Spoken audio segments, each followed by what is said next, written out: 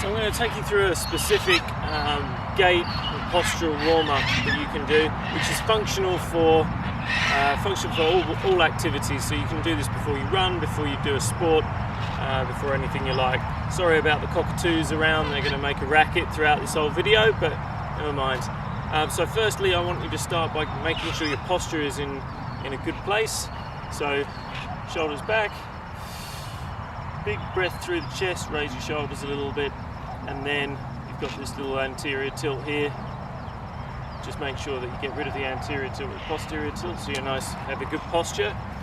And then your feet about hip width apart, and we're going to start with a front line drive.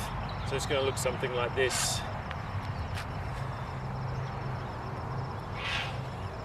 So I want you to do about 10 repetitions a side.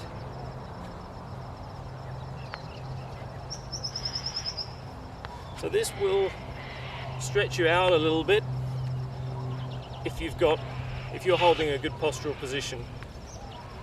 If you're not, it will still just limber you up a little bit, but it won't be as an effective a warm-up. Okay, switch sides. Make sure that you're stepping forward and then throwing the opposite arm up. Lots of people get this a little bit confused with their coordination.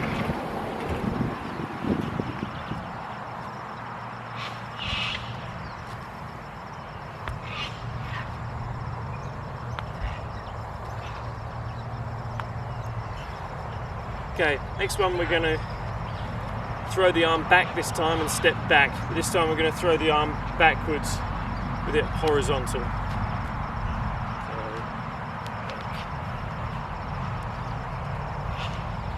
Again, make sure everything is nicely lined up.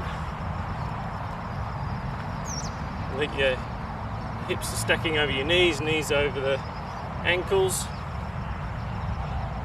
And then you're not pointing off to one side at all with the knees or ankles. And then you're not shifting the hips kind of like that, for example. And hold that good postural position throughout the exercise.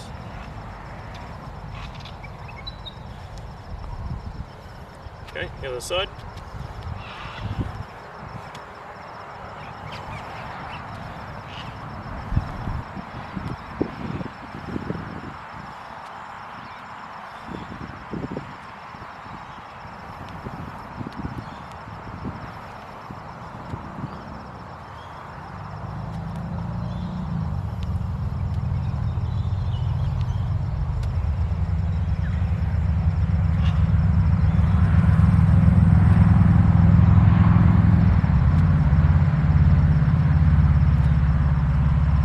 Okay, right, the next one we're going to just do a simple thoracic rotation. So the hips shouldn't move, but you're just rotating your thoracic, so you need to maintain a good neutral spine to be able to do that. So again, shoulders back, big deep breath, posterior tilt, and then we're just going to point off as far as we can go without moving the hips on each side.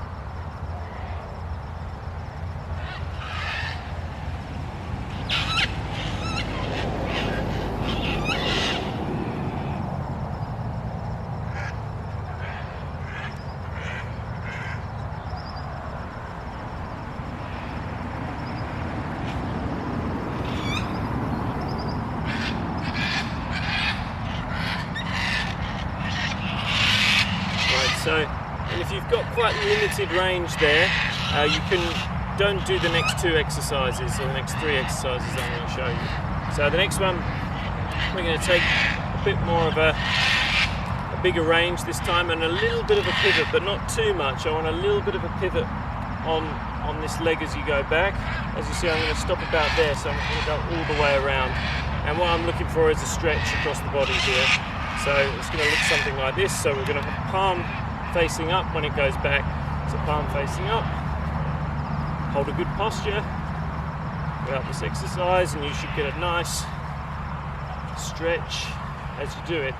When you first start this exercise, go slow, so nice and slow, be quite controlled, make sure everything is quite is under control and you're not overstretching yourself, because if you're not holding a good posture in this exercise, it could hurt you.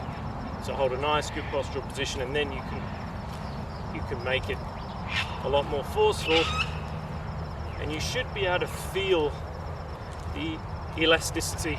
So as you come here, you should feel like you want to whip back. Okay, then we're just going to change the angle a little bit. So right now, I'm feeling this kind of in my hips, stretching my hips. That's partly because my hips are tight from many years of squash. But this time I want to try and get obliques here. So I'm going to change the angle. So this time I'm going to go up a bit like a golf swing. So we go up.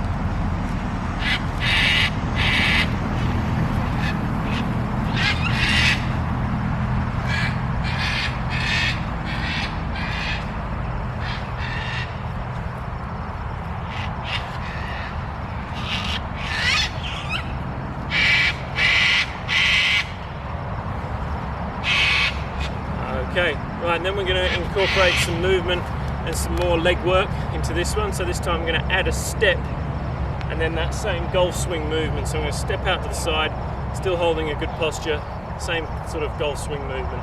So step out to the side and back. And we're bent over slightly, so as I come down here, I'm bent over into this position, swinging back. So stop. Again, you should feel that elasticity and springing you back.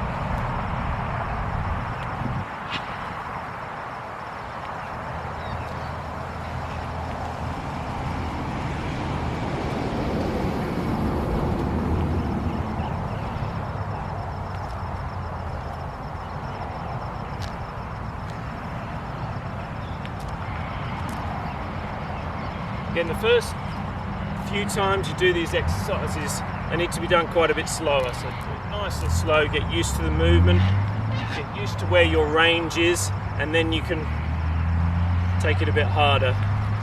But if you go hard very early and your posture's not good, you can kind of overstretch yourself here. So go at your own pace, take it easy to begin with. Okay, we'll go to the other side.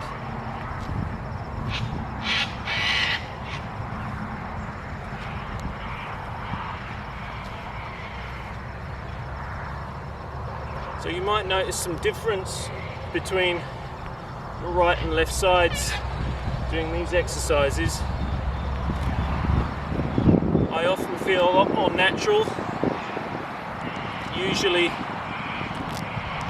throwing my right arm forward and my left leg forward. That feels quite natural.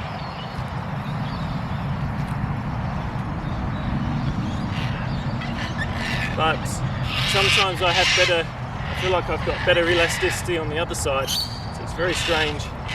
And it feels quite different from your left to your right. Okay, alright, just one more exercise then. So we've done a lot of the upper body, a lot of twisting exercises. You'll notice that you do that quite a lot with your upper body when you run. But also if you're playing golf or squash or tennis or whatever sport, there's a lot of pivoting and twisting and turning.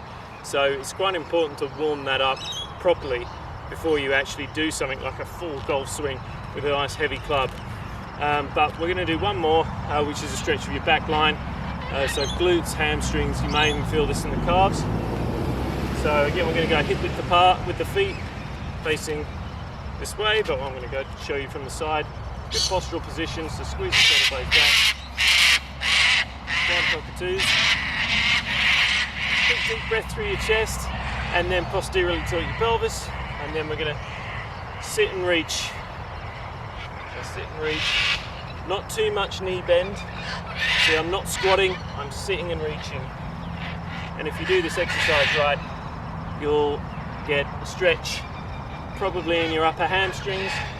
You may feel it a bit lower, a little bit in your glutes as well. And this prepares you for running or other strong glute and hamstring exercises. So note that I'm not stretching passively. This is all movement-based stretching. I'm getting to a point, lengthening my muscles, and then snapping back, which is exactly how the muscles work.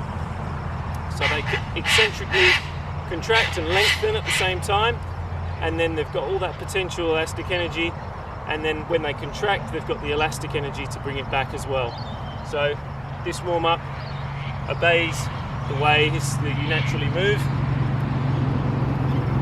and it's a good preparation for any exercise you do. Hope you enjoyed that. Just a simple 5 minutes maybe warm up, and that should get you right into doing whatever you're going to do.